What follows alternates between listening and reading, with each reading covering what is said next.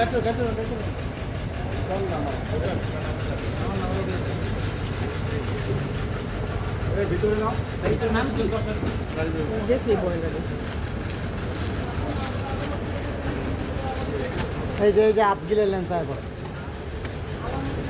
গোয়েন্দা তথ্যের ভিত্তিতে দুটি অপারেশন টিম সুনির্দিষ্ট লক্ষ্যে আমরা অভিযান পরিচালনা করি এবং এই দুটা ঘটনার দুইজন আসামিকে শুটার মাসুদ বাহিনীর যে শুটার মাসুদ আছে তাকে একটি বিদেশি পিস্তল সহকারে গ্রেপ্তার করা হয় এবং যে গুয়াগাছিয়া এলাকায় যে পুলিশ ক্যাম্পের উপরে ফায়ার বর্ষণ করা হয় সেখানের যে মূল হুতা এজাহার অনুযায়ী যিনি এই ফায়ারের আদেশদাতা বা নেতৃত্বদানকারী আক্তার, যার এজাহারে 6 নম্বর আসামি, তাকেও আমরা অ্যারেস্ট করতে সক্ষম হই। আমি যদি অপারেশনের বর্ণনা দিতে যাই, প্রথমে যদি শুটার মাসুদ সম্পর্কে বলি,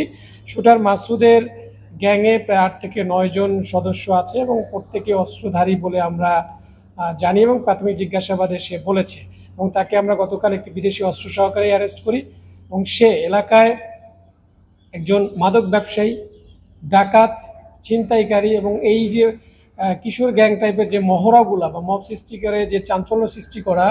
এবং চাঁদাবাজি ছিনতাইয়ের সাথে রিলেটেড যে 2,500 কেন্দ্রিক যে আধিপত্য বিস্তার করে থাকে, এইটাই শুটার মাসুদ বাহিনীর নেতৃত্বে হয়ে থাকে। এবং যেটা আমি আগেও আপনাদেরকে বলেছি যে তার বেশ কয়েকটা, তার নামে 7টার মামলা আছে, এর মধ্যে একটা হত্যা মামলা, 3টা হত্যা চেষ্টা মামলা এবং এছাড়াও তার বিরুদ্ধে অনেক মাদক মামলাও রয়েছে। তিনি মূলত তার এই গ্যাংদেরকে নিয়ে এলাকায় ত্রাস সৃষ্টি করে বিভিন্ন লোকজনের কাছ থেকে চাঁদা, ছিনতাই এবং ডাকাতির সাথেও সংশ্লিষ্ট ছিল এবং মাদক ব্যবসার সাথেও রিলেটেড ছিল।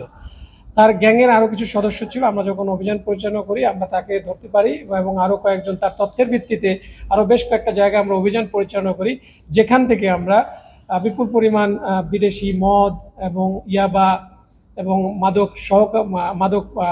পাই এবং তার কাছ থেকে আমরা আরও বেশ কয়েকজন সম্পর্কে চাঞ্চল্যকর তথ্য পাই, যাদের বিরুদ্ধেও আমাদের কার্যক্রম চলমান আছে এবং আমরা অতি সত্ত্বর তাদেরকেও আইনের আওতায় নিয়ে আসব। এখন যদি আমি বলি যে গুয়াগাছিয়ার ঘটনাটা, এটা সবাই আপনারা জানেন, যেটা ব্যাপক চাঞ্চল্য সৃষ্টি করেছিল এবং আমাদের অলমোস্ট সকল মিডিয়াতেও এটা প্রচার হয়েছে এবং আপনারা জানেন যে কিছুদিন পূর্বে আমাদের মাননীয় স্বরাষ্ট্র উপদেষ্টাও এই ক্যাম্পটি ভিজিট করে গিয়েছেন এবং এখানে নয়ন পিয়াস নামে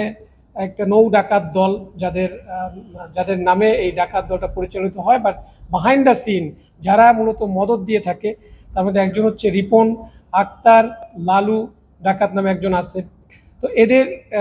ছত্রছায়া মূলত এই কার্যক্রমগুলো পরিচালনা করা হয়ে থাকে এবং ওই দিন যে ঘটনাটা ঘটেছিল 3টা বোট যুগে, যার মধ্যে 2টা কাঠ চালিত বোট এবং এদের যে বোটগুলা এটা স্পেশালি মেড এবং এদের যে ইঞ্জিনগুলো অত্যন্ত পাওয়ারফুল ইঞ্জিন, যেটা ছোটোখাটো যে লঞ্চে যে বোট ব্যবহার করা হয় সেইগুলা দিয়ে তারা মূলত এই বোটগুলা তৈরি করেছিল। এবং গতকাল যখন আমরা এই আক্তারকে অ্যারেস্ট করি, তার তথ্যের ভিত্তিতে তাদের একটি বোট, যে বোটটা ব্যবহার করা হয়েছিল 25শে আগস্ট এই গোলাগুলির ঘটনার সময়, এবং তাদের আরও 2টা বোট আছে, আমরা সেগুলো নিয়েও কাজ করছি। আমরা অতি সত্ত্বই সেগুলোকেও এবং যারা এই মামলার অন্যান্য আসামি বা ডাকাতের সাথে সংশ্লিষ্ট তাদেরকেও আমরা আইনের আওতায় নিয়ে আসবো। তো যাই